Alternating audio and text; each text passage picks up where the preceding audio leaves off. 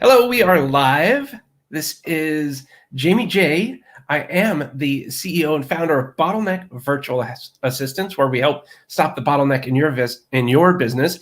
And we like to bring on guests all the time that can help stop the bottleneck in your business by sharing their tips and strategies on what they're doing and going through. So we will be right back in about 38 seconds with the one and only Paul Maskell.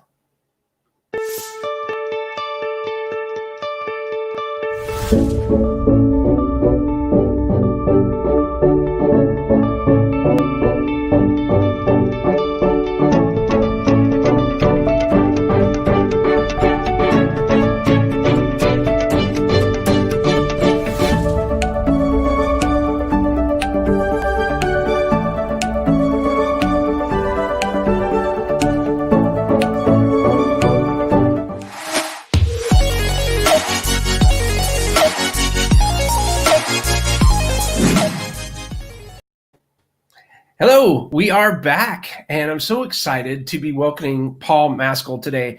And I met Paul a while back. He was on one of my podcasts that I had that I started like maybe 6-7 years ago, called Stop Riding the Pine, and he was a guest on that show. And I'm so stoked to have him. We're going to be talking about the easiest way to start creating systems and processes today. And if you know anything about me, I am a systems and processes freak. So this is going to be like a kid in the candy store for me today. And I hope it is for you too. This is all something that's very important for us to work on right now.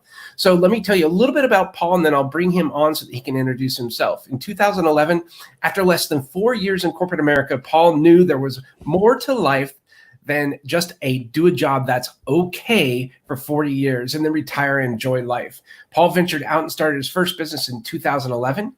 He was soon working 60 to 80 hours a week with a business that couldn't survive without him. So Paul started systemizing everything while empowering a team to run the business better than he could. Before he knew it, his revenue doubled to almost $500,000, while the number of hours he worked dropped below 40. Paul then sold his business for 3 times net profit. He's now back into business ownership with 2 local businesses, while also helping ambitious business owners automate their business so they can leverage their business to build a better life that they truly enjoy and love. And so without any further ado, please allow me to introduce you to the one and only Paul Maskell. How are you, Paul? What's up, Jamie? Doing well. How are you? I'm absolutely awesome. I'm just digging this whole thing and having a blast with this live streaming stuff. And I really appreciate you coming on board. Right now, there's some chaos that's happening around with this whole pandemic thing. And I wonder if you might be able to introduce yourself and give us a little bit of your background. And then I would love to jump in and you can share some of the experience you've had and the benefits of systemizing your business has done for you. Yeah, for sure, Jamie. So I live in Raleigh, North Carolina. So been here about 10 years. Basically, once I quit the corporate world, I moved down here. I'm here with my wife, Angela. We got a 4-year-old daughter named Emmy. And really, like you had mentioned kind of in the intro, my focus every day is helping small business owners automate and scale their business so they can make more money, have more time, and do what they really want to do in this world. It's, really my belief that we build our business so we can do what we really want to do, whether that's travel, volunteer, spend more time with kids, grandkids, whatever it might be. Unfortunately, when we set those goals, when we start our business, it seems like within a couple of weeks or months, all that goes to the back burner and we're in pure survival mode. And it's just keep the ship going, keep feeding the machine, keep the hamster wheel running. And we never actually achieve anything other than we just keep the business going. So, that's really what I focus on every day. We can dive into my story a little bit more that you had referenced in the bio, but I'm just super passionate about helping small business owners really reach their full potential and achieve everything they want to do in this world. Because at the end of the day, we've only got one shot at it. I absolutely agree with everything you just said. You came and you were finding yourself working mass hours. And the story that I was able to share in your bio is pretty inspiring because anybody that has ever tried to sell a business or gone through that, it's not easy. And to be able to 3 times that sell and come out of it on the other end of it in a positive way, that's pretty rare. But it took a while to get there, I'm sure. As a matter of fact, I look up to you because you said it only took you 4 hours to get out of or 4 years to get out of corporate America, right? It did. It took me 12.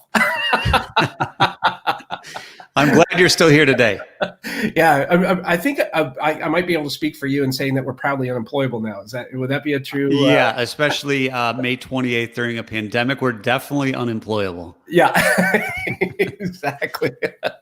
Yeah, so I'm wondering. So I love systems. I love processes. I geek out on them because I know how the results look when everybody's on the same page. And I would much rather work in an environment where we're all on the same page rather than an environment of complete and utter chaos. So I wonder if you may be able to speak to some of those people out there right now that are just overwhelmed with all these details. They may be freaking out a little bit because the clientele has dropped off because of this pandemic. What's something that you might be able to reach out and share with them? Like, hey, you know what? This is something you could do right now that will alleviate some pain and stress for you. Yeah, for sure, Jamie. It is definitely something anybody can do right now. So I'll lead with this. There's a stat out there right now. During the pandemic, the average American household is watching 66 hours of TV a week. So if you tell me you don't have time to go put like one process in place a day, you're lying because you've watched gobs amount of Netflix and TV and everything else. So I'll lead with that. Everyone has more time than we think. We're just choosing to spend it doing other things instead of doing something mundane like recording a process and giving it to a VA or something like that. So I was just like everybody else. I thought I was the only one that could do it. I was scared to delegate. It was my baby. Nobody knows it as well as I can. Nobody's as vested until I remember when I quit my job. So when I quit my job, we had just come out of the Great Recession. So I was working in the finance industry in Chicago, and everybody said, you're crazy. You just made it through everything. You didn't get laid off.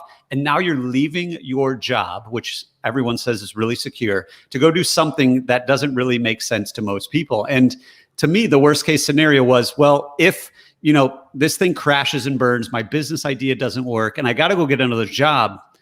If that's the worst thing that can happen, I just have to go get another job. Well, I want to take this risk because at the worst, it's not going to work and I'm going to learn something and I can go get another job. So the worst case scenario really wasn't that bad. So fast forward to when I'm working 80 hours a week. I loved, totally honest, I loved doing everything that I was doing in my business. I'd rather have done that for 80 hours instead of sitting in a cubicle for 40. But I knew it wasn't sustainable and it really wasn't that safe because if something happened to me, my income stream would go down to zero pretty quickly. So, for me, the way I was able to get over that hump, and everybody can do that right now, is the worst case scenario really isn't that bad. So if I delegated everything to one of Jamie's VAs and they just didn't do it right, crashed and burned, terrible experience, the work's just going to come back to me anyway. And it's with me right now. So what do I really have to lose? And I know I'm going to learn something along the way. So, once you realize that and you realize business isn't life or death, if I give something to a VA and it doesn't go out as planned, might upset the clients a little bit. The clients really aren't going to care as long as I respond, with some empathy and show that I care and show that I'm going to make this right. And then all is right in the world, and then we improve. So anybody out there that says, I just can't do this thing, I would recommend you just start with one little thing.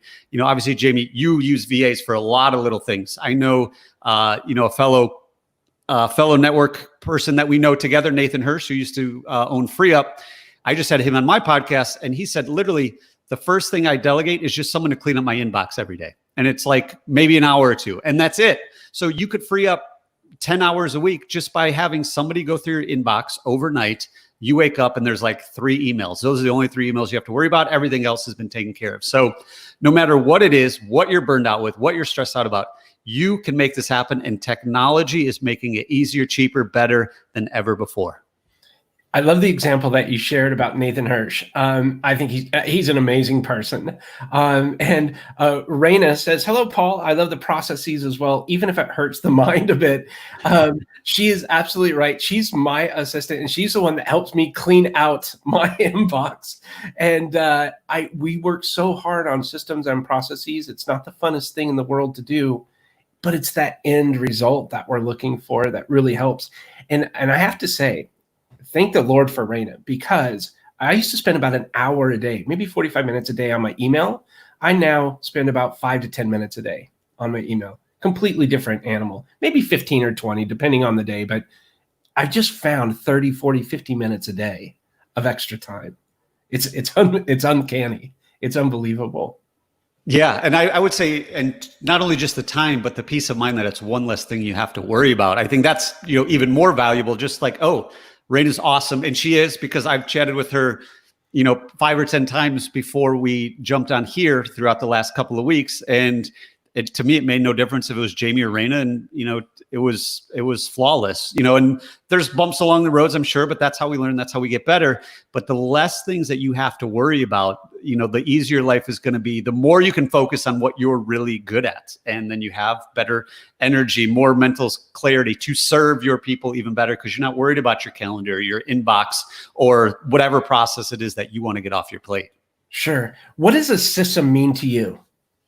It's a good question, Jamie. So I break down, at least my view is, most of my business owners are, small service-based local business owners. And I just break it down into, every business is composed of 5 systems. And within that system, there could be dozens, there could be hundreds of processes. But when you can break it down like this, it makes it a lot easier to just create one process at a time. So I just follow the customer journey. And if you follow the customer journey, you could really figure out the systems in your business. But the first one is lead generation. So someone has to become interested in your business.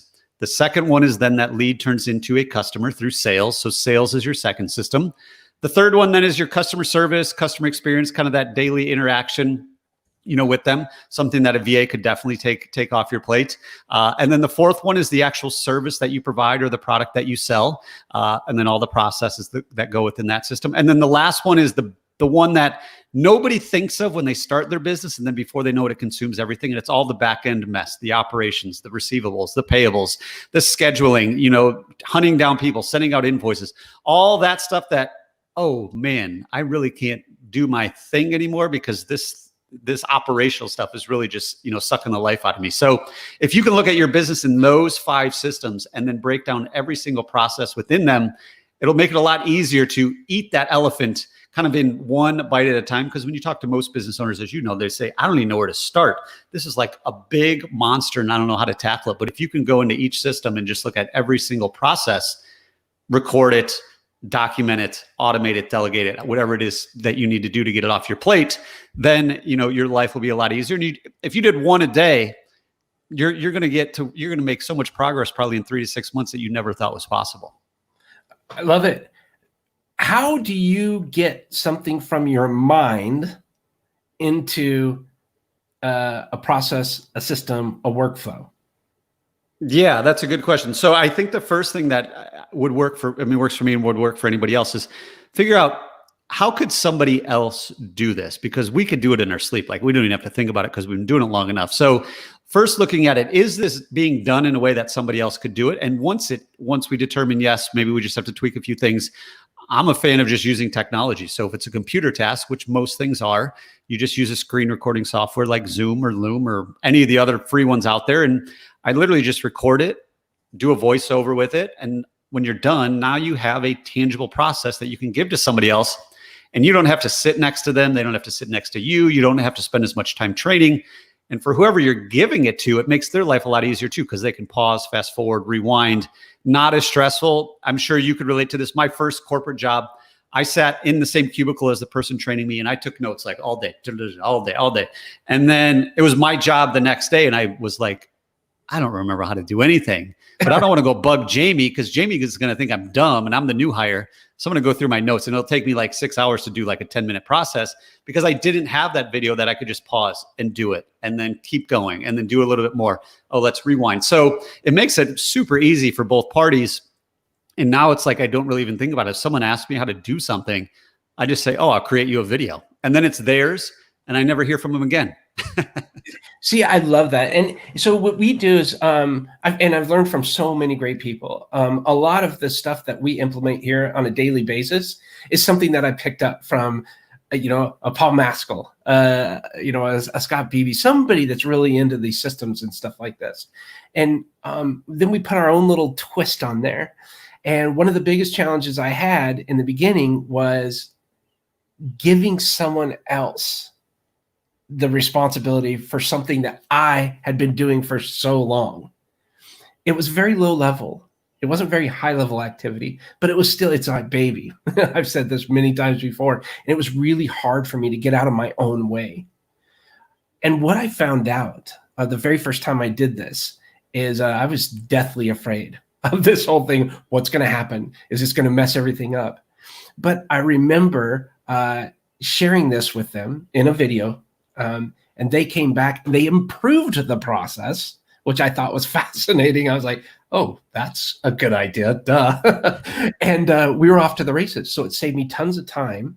Someone else is going to be focusing on this 100%, a lot more than me, and they'd be able to improve that process. And then I became more and more comfortable. So anytime that we repeat a task 3 or more times, we create a video or a process for that.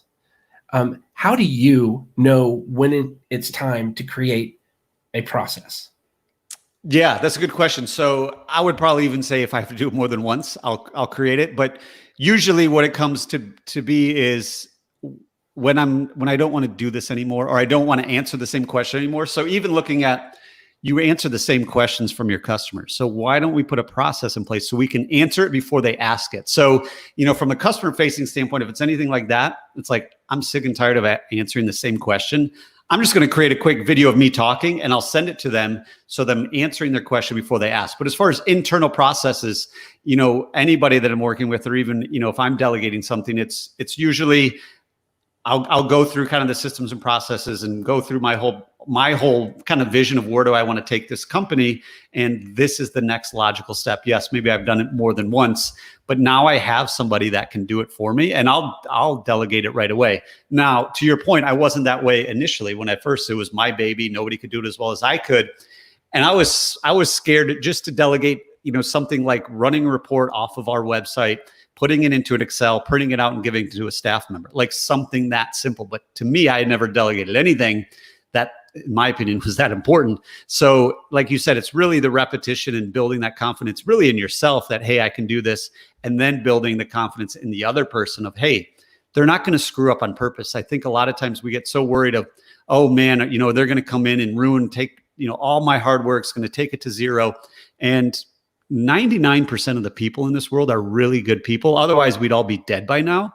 So they're only going to do it wrong, if you want to call it wrong, because you failed to give them something, whether it was a little bit of information, maybe you assumed something, maybe you didn't give them access to something, maybe you left something out of the training, and then that leaves something to chance, and they're just going to kind of guess because they feel that they should know it. And that's when something goes a little bit sideways. But then that's just an opportunity to learn and improve and make it better. And then to your final point of, once you give it to that person and they take ownership of it, 9 times out of 10, they improve it because they're looking at it through a different lens. They only got one thing to focus on. And almost every time I've delegated anything, they're like, hey, Paul, this is great, but we can actually get the end result even quicker, better, faster with a lot less headaches, and it'll make it better for our customers. It's like, okay, done. Let's do it. That does 2 things, in my opinion. It frees you up to focus on the things that are higher level activity. It also empowers the people that you're working with that, hey, I feel good about this. Paul believes in me. What I think matters.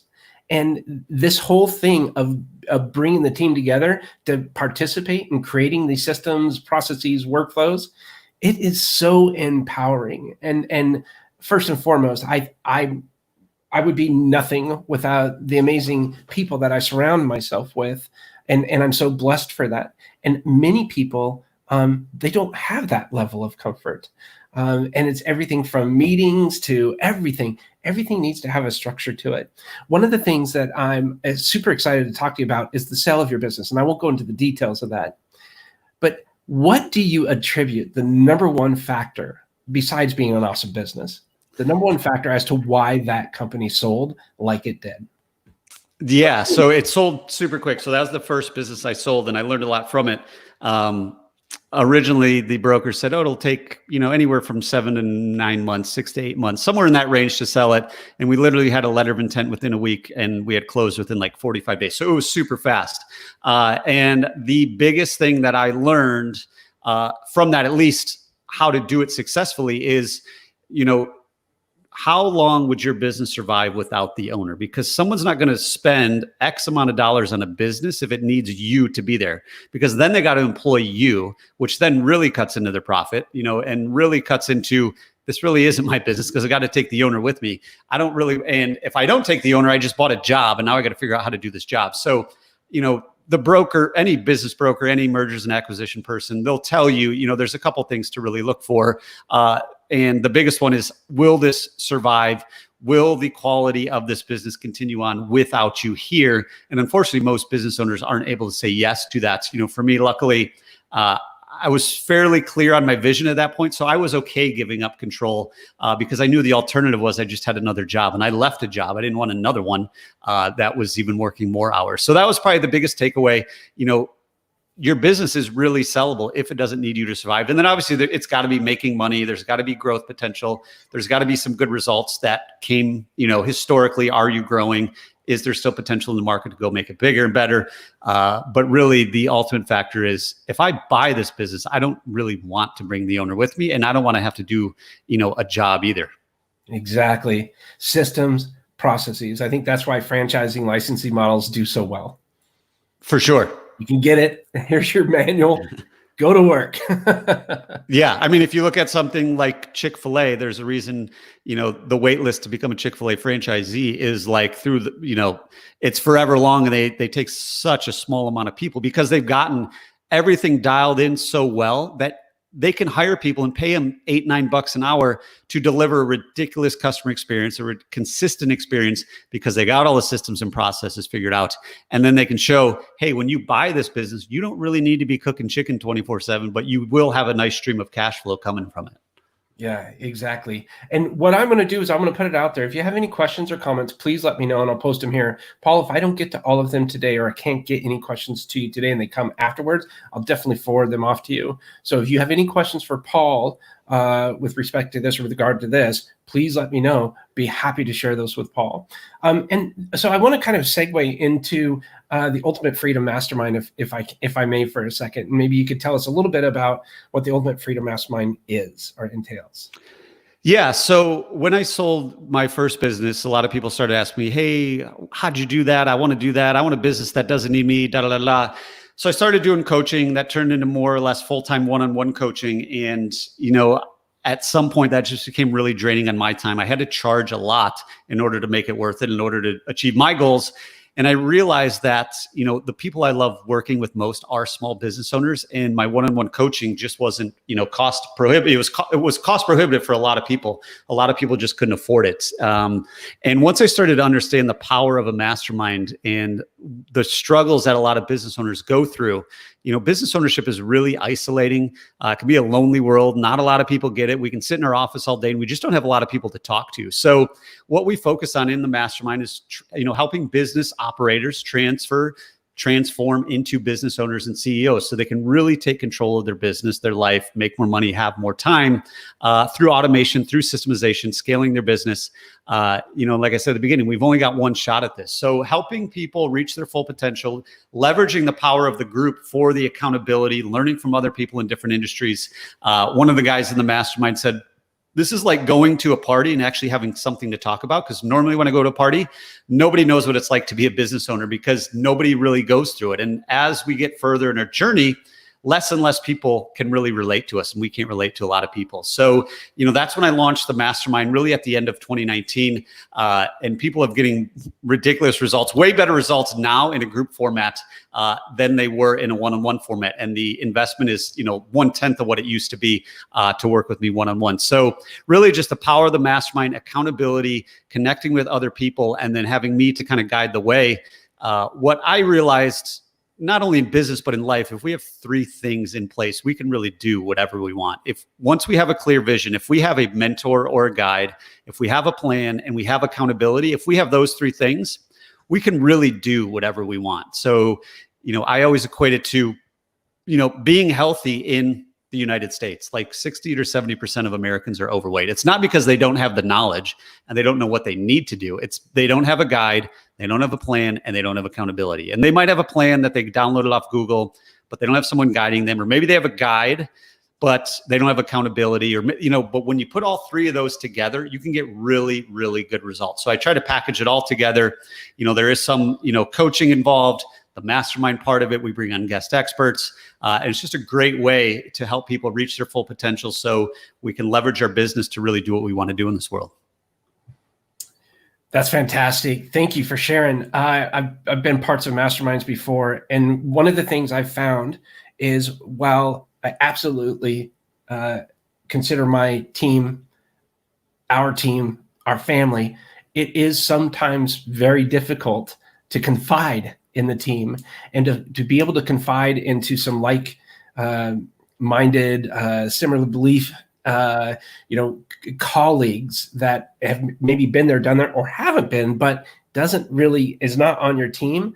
Being in a position to be able to do something like that and be vulnerable and throw ideas or opportunities out there and get that immediate feedback is priceless.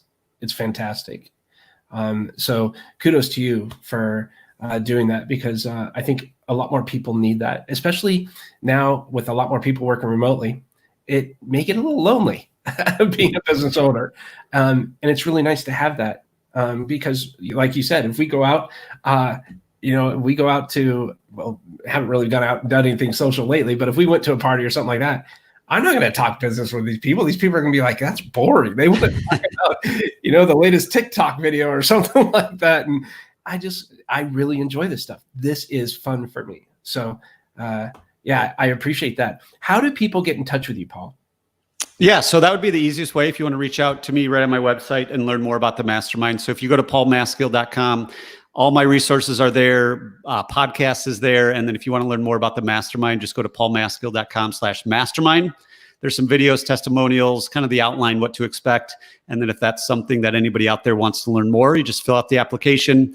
That'll come to me, and then I'll reach out to you to set up a time to chat either on Zoom or on the phone and learn more about your business and see if it's something that we can work together on. So paulmaskill.com is the best place. Mastermind is just paulmaskill.com/mastermind. Well, thank you again. And if, out of respect for your time, we'll go ahead and get ready to wrap up. If there's one thing you can leave us with today, maybe one action item or something like that, what would you recommend, or what do you just feel like sharing to leave us with today? Yeah. So I would say, kind of going back to what we were talking about earlier, the worst case scenario is never as bad as we think it's going to be. So whatever you're afraid of, whatever your fear is right now, you need to take action, but there's something getting in the way, something that you're afraid of that's never really going to happen anyway, or maybe it's not as big a deal as you think it is, because 99 times out of 100, when we do take action, we always say, I should have done that sooner. That wasn't as bad as I thought it was going to be. So really encourage you, whatever it is that you're trying to do. And for me, the biggest reminder when I do get into those positions is my vision. What does my ideal life look like? What does my ideal business look like? And is this action going to get me closer to it?